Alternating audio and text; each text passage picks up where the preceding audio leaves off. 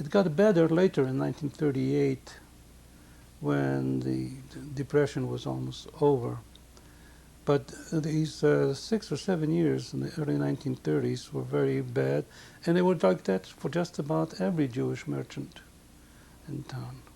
Was there ever any option of going to be with your father, even after the divorce? It was not presented to me at all, no. Well, then moving up towards the time of the war then, what do you remember about the day the war actually happened, or started, I mean? I remember it was a Friday, and I remember seeing people running down the street with 10 pounds on their faces, pouring water on handkerchiefs and giving, because everybody was afraid that we are getting a gas attack right now. You know, just panic. People did not understand the business of war with airplanes and gas masks. So there was panic. The first few days, the panic subsided, but the situation, the reports from the front were very depressing. The Germans were penetrating quickly into the heart of Poland, and people were preparing themselves for a German occupation. The details of the Hitler-Stalin pact were not known generally at that time. And it wasn't until mid-September where the rumors started that this territory will go to the Soviets. So the Germans marched in Borislav on the 17th of September. They stayed for, which was a Yom Kippur. They stayed for about 3 or 4 days, and then they were replaced by the Soviets coming in from the east. During the 2 or 3 days that they were in town, they did a little mischief, you know, whenever they could see a bearded Jew in the street, they would, it's at this point incomprehensible to me that even as little as we knew, you're flashing. Even as little as we knew about the German atrocity, that the Jews would not pay attention to it, and they would go out on Yom Kippur with their chalat and the beard and you know, ready to go to shul in their own style. Didn't dawn on them that they will be grabbed by the Germans and manhandled, which is what happened.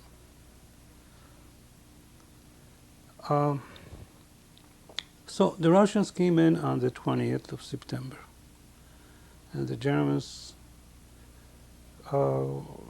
left without really much of an impact. They didn't do things bad enough to demonstrate what the German occupation would mean or could mean. Okay, let's pause quickly. Yeah, they didn't leave a severe enough impression for us that would have carried to the next chapter when they were coming back. Maybe we didn't think they are coming back. Maybe we think that the Soviets are going to stay forever. At least that's what the Russians were saying. They are here to take their piece of Poland back to the fatherland. So the Soviet troops came in, and the system got settled, so to speak. Of course, for the Jewish merchants, it was a new situation because there are no privately owned stores in the Soviet Union. So my uncle's inventory was liquidated, and then he was given a job in a cooperative enterprise.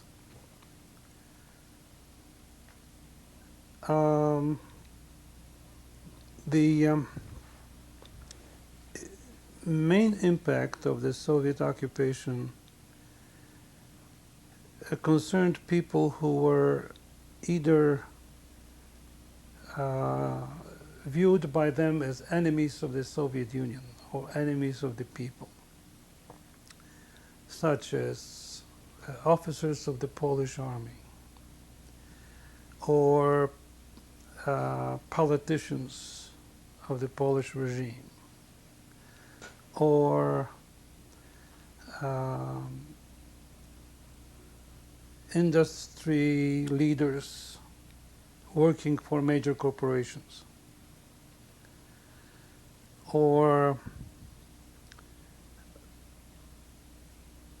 people whom they consider bourgeois, which included some Jews. But there are very few, almost none, politically inspired anti-Jewish actions. Except I know of one case, my cousin, Jacob. He was 3 months older than I am. So in 1939, I was 16, he was 17. I think in 1940, early 1940, there was he was a revisionist, a Betar man, Jabotinsky. There was a service that he put together, or organized, to commemorate Trumpeldor's demise in Palestine. There was an uprising. And somebody notified the Soviet police, the NKVD, which later became the KGB, and they arrested him, and they took him to Siberia,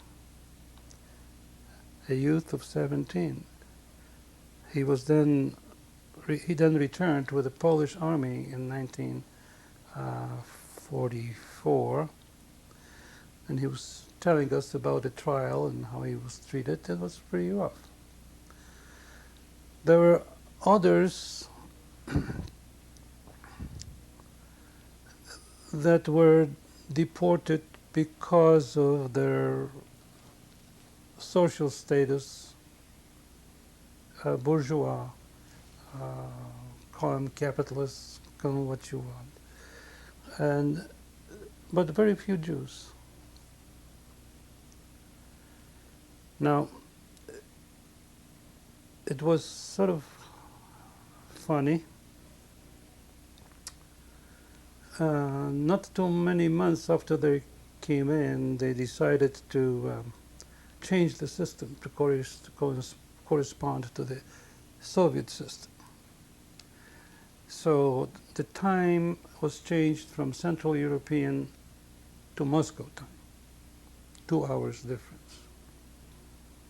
In the summer, the sun would set at midnight. In the winter, the sun would rise at 10 o'clock in the morning.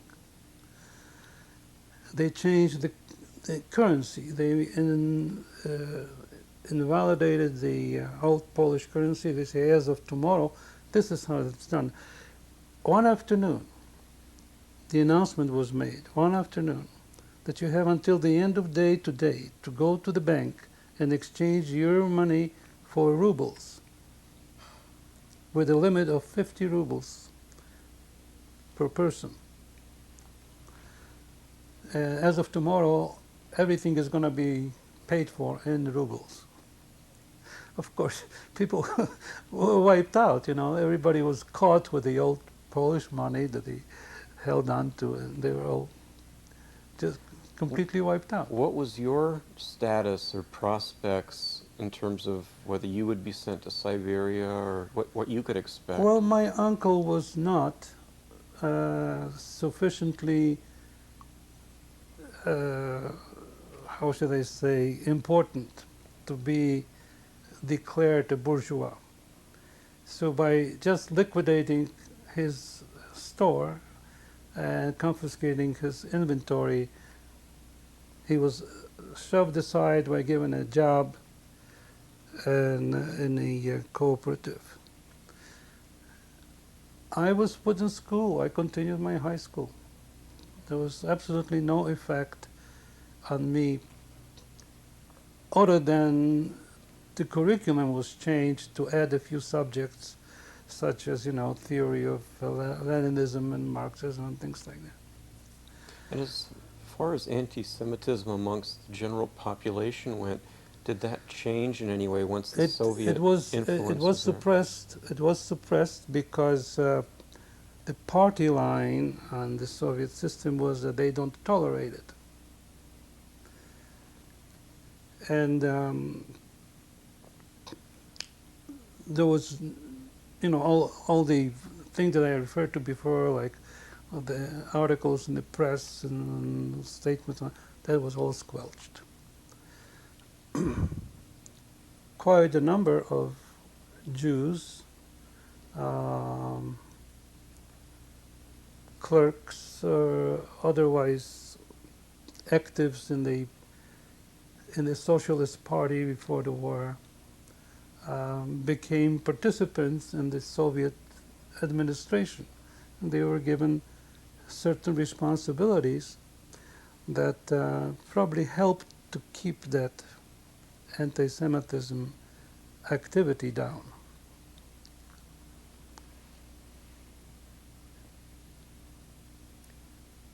By and large, it was a peaceful time for Jews. Okay? Except for those that were caught in the particular segmentation of the population that was given rise to a deportation. So you assume you could get through high school without any problems? I could get through high school. As a matter of fact, there was no problem with any tuition because you don't pay tuition in a Soviet system. And as far as being able to cope with either the change of language or the added curriculum, didn't faze me at all.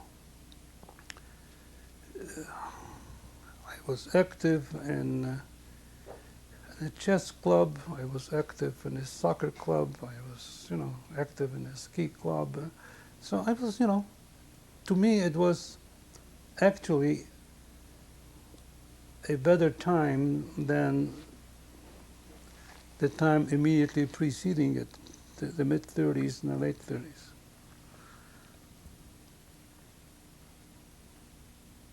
In 40 and maybe 41, was there any information yet about what was happening to Jews as far as camps and transports and mass murders and things like that?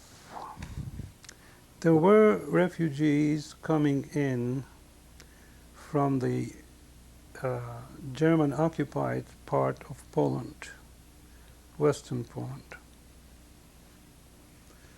And they were telling stories about German atrocities, about the necessity to wear an identification armband or a star, about some beatings on the street.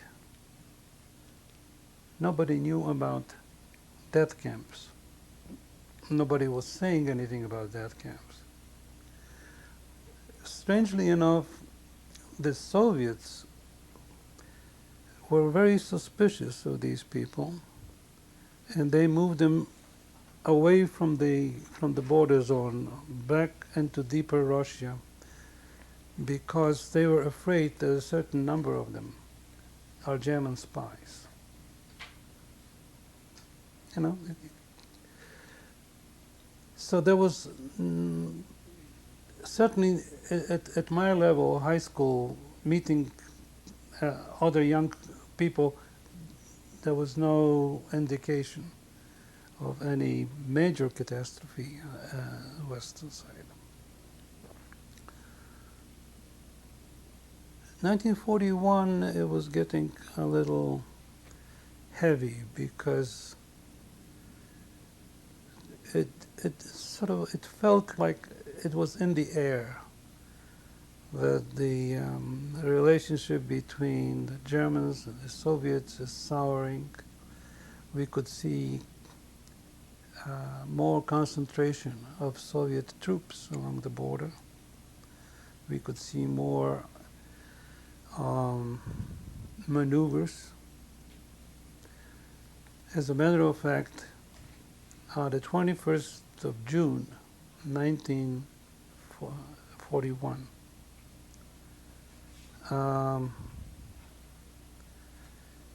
we had a graduation party from high school.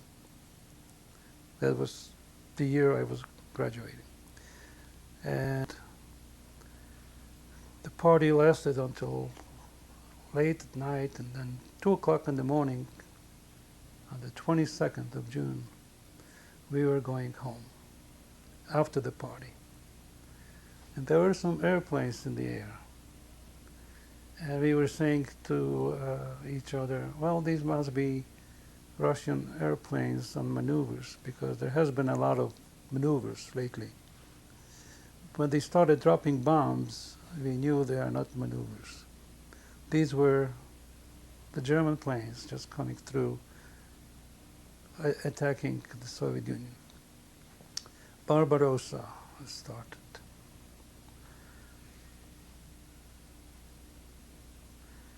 And then the whole show started. Well, continue. What happened What to happened? you? Well, between the 22nd of June and the 1st of July, a lot of unsettled back and forth consideration. Should we leave before the Germans come, if they should come? Should we stay and see what happens? If we leave, where do we go? Do we go inside the Soviet Union, or do we go south? So a lot of that unsettled indecision, which was all brought to a halt on July 1st when the German army marched in. The decision was made for us. We stayed. The first thing that happened was a few Ukrainian hooligans started grabbing Jews on the street and beating them. And within a couple of hours, they were joined by hundreds of Ukrainians coming in from the mountains, from their homes in town, from wherever. And there was a pogrom running like there hasn't been since the Petlura days, back in the 19th century. It lasted 3 days, from the 1st of July until the 3rd. They use knives, they use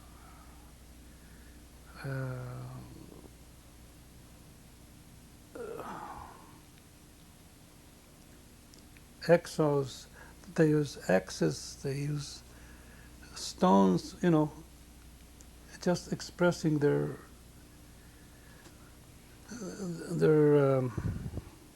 viciousness.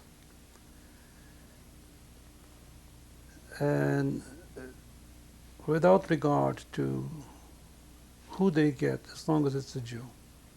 These were all Ukrainians? These were all Ukrainians. The Poles stayed away from it. The Germans stood by watching it. They were really turned into beasts. I think on the third day, on the 3rd of July, the German commanding officer brought it to a halt. By then, there were something like 350 or so dead bodies in the streets. And in the basement of the building that was occupied before they left, it was occupied by the Soviet police, NKVD, where they kept political prisoners. And so there were full bodies there, Jewish bodies, the pogrom bodies. How did you avoid getting caught up in that? Well, we were in a house that belonged to my uncle's sister on the outside of town. And when we heard that, we just went into the cellar and stayed there. And then when we heard it's over, came out. So when I came out, I went first to my grandfather's house. And out in the street in front of their little cleaning store, there were the two bodies, my grandfather and my grandmother. And we carried them to the Jewish cemetery, laid them down along with the hundreds of others. And then the next day we were burying them. So that was my first direct contact with Ukrainian atrocities.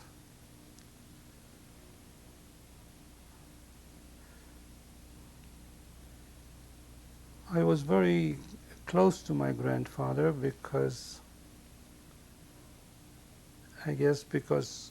he liked me. He would talk Yiddish to me, and I could converse in Yiddish with him. And he was running a little business of bringing in shirts, and at that time there was a time of collars being separate from the shirt, collars for cleaning and all that. And I would be there, and I would take it in, and I would log it in, and I would, do some of that business for him. So he liked that. And I would go there around Sukkot time, and I would make a sukkah for him with some branches of trees and things. So it was more than just a casual relationship between grandson and grandfather. It was close. So with the pogrom over, within a day or so, they published the new law concerning Jews. Oh, the do nots. Do not be on the street between 1 hour